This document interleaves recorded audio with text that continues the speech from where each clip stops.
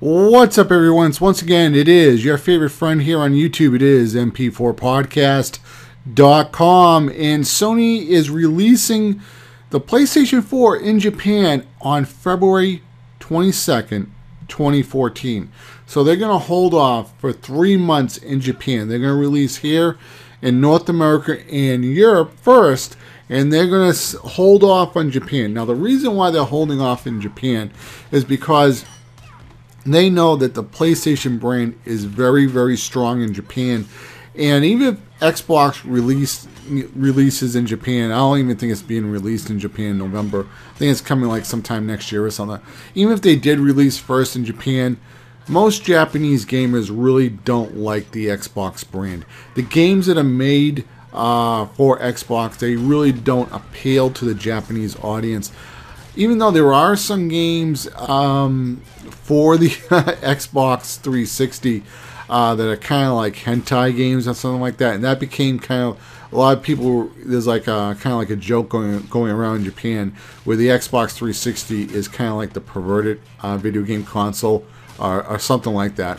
And there was somebody, I think on YouTube, who bought a Japanese Xbox 360. And he talked about it. And if I can find that video, I'll leave his video link in the description box of this video.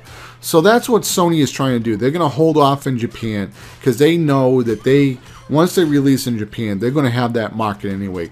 And it's better off to have more PlayStation 4s in North America and in Europe to really get the PlayStation 4 out and put it in as many homes as they can, because they don't want to be like, having 20% market share where the Xbox One has, 80% of the market share.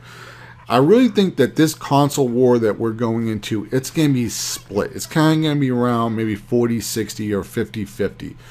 Xbox is going to get a big chunk of it. PlayStation 4, to tell you the truth, I kind of think PlayStation 4 is probably going to have a little bit more market share just because of the price is cheaper. It's $400, where the Xbox One is $500.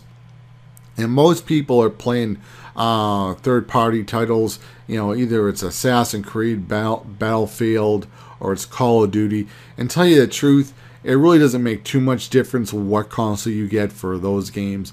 It comes more down to the exclusives. I mean, do you want to play Halo and Gears of War? Well, then you have to go to Xbox. If you want to play Uncharted, Ratchet & Clank, and some of those other titles, you have to go PlayStation. If you want Mario and Zelda and Pikmin, that's Nintendo, and so on. So, I really think that this console war it's going to be a lot better than a lot of the previous console wars that we kind of had, especially with the PS2 and the PS3, where Sony used this, alien architecture like the cell processor, which was hard to program for, and a lot of the smaller developers really weren't that good at porting Xbox 360 games over to the PS3 that well. Now, that's not really a problem when you have big developers like Ubisoft, Activision, EA. Usually, most of the time, the PS3 ones are almost identical for the most part. And I know there's like some people that do like these frame rate tests, but 99% of the time, I can't tell the difference if it's running 30 frames or 40 frames or so on. Once in a while, you can tell, like the Call of Duty series, you can definitely tell does run better on Xbox compared to the PlayStation 3. And I have Call of Duty on both consoles, so it's a little bit better on the Xbox, but it's not really that big of a deal to make that big of a deal to say, hey, Xbox is better. But I would say if you were, strictly Call of Duty and that's your sport, then get an Xbox 360 for Call of Duty. Now, we don't know if who's going to have the better ports this time. A lot of people are saying that these two consoles, they're pretty much the same.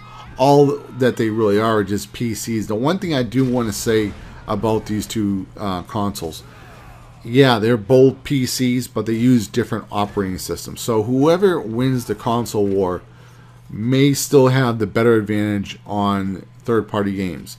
And I'm thinking maybe that might go to PlayStation, just because they have that $100 price difference, and it's $100 cheaper. A lot of people, that $100, it can get you, you buy the PlayStation 4 for $400, you have an extra $100 left. That can be another controller or maybe 2 games. Yeah, you spend an extra $20 for 2 games, maybe $120 and so on. But anyway, guys, I'm out. Let me know if you think this is a good move from Sony to delay the PlayStation 4 until February 22nd. I think this is a really good move because Sony is still going to hold Japan no matter what, and they can afford to release the PlayStation 4 a little bit late. They can't do that over here in North America and Europe. They need to have as many consoles in North America and Europe to really get the market share that they want. So once again, guys, this has been MP4podcast.com signing out. You guys have yourself an awesome day. Later, guys. Bye.